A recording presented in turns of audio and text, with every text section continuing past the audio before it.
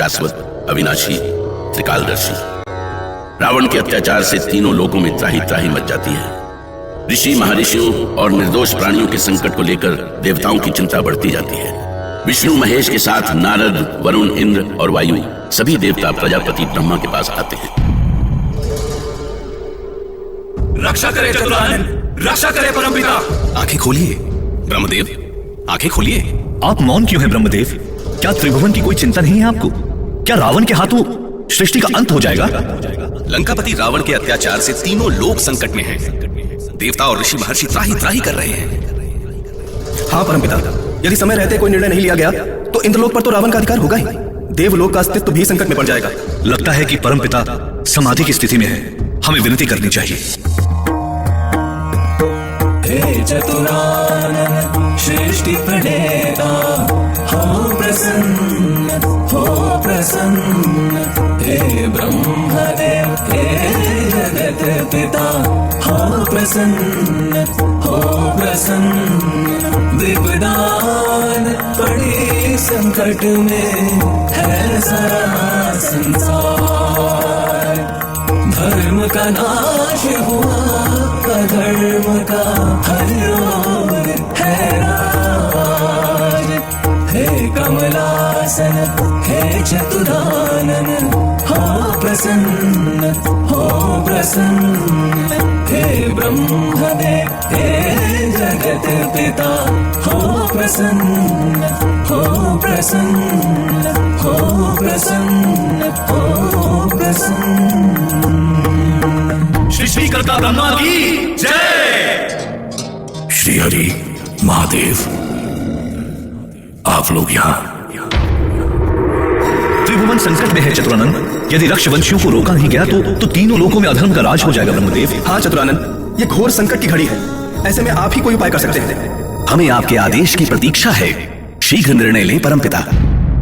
और उधर पृथ्वी पर अयोध्या नरेश महाराज दशरथ अपनी ही चिंता में घुले जा रहे थे। वो वृद्ध हो रहे थे और अयोध्या नगरी उत्तराधिकारी चाहती थी।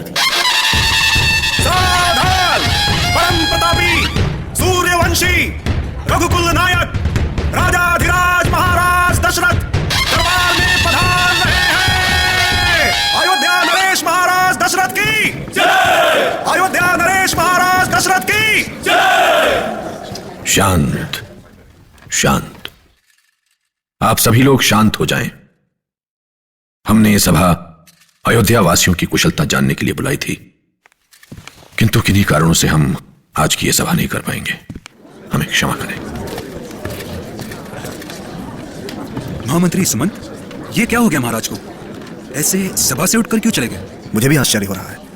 महाराज ने पहले ऐसा कभी नहीं किया। हाँ, महाराज कई दिनों से चिंतित भी लग रहे थे।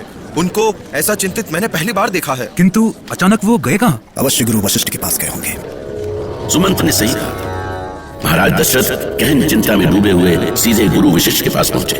पर महाराज दशरथ क्या सोच रहे थे? क्या उन्हें उनके साथी रघुकुल का दीपक बुझ जाने का भय नहीं था? गुरुदेव वशिष्ठ को दशरथ का प्रणाम स्वीकार हो। क्या बात है महाराज, आप बहुत चिंतित लग रहे हैं। अब आपसे क्या छिपा है गुरुदेव, आप तो सब कुछ जानते हैं। जानता हूं महाराज, आपकी चिंता अयोध्या के उत्तराधिकार की चिंता है, अयोध्या के भविष्य की चिंता है, अयोध्या वासियों की चिंता है। किंतु गुरुदेव। महाराज, मैं ग्रह नक्षत्रों की गति देख रहा हूँ और काल के गर्भ में छिपा हुआ अयोध्या का भविष्य भी देख रहा हूँ। इधर महाराज दशरथ की एक पुत्र पाने की चिंता थी, तो उधर देवलोक की चिंता थी, रावण के पापों का अंत।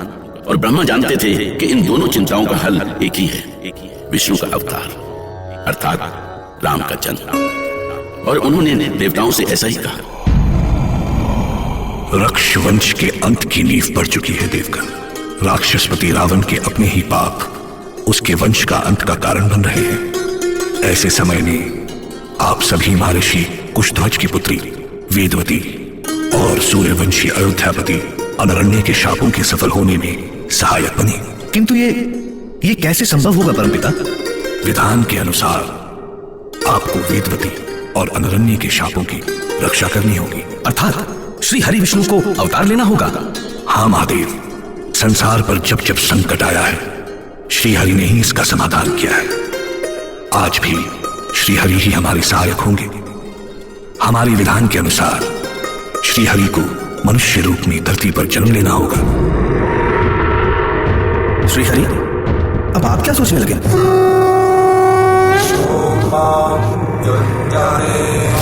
सोचना क्या है? विधि के विधान को कौन मिटा सकता है?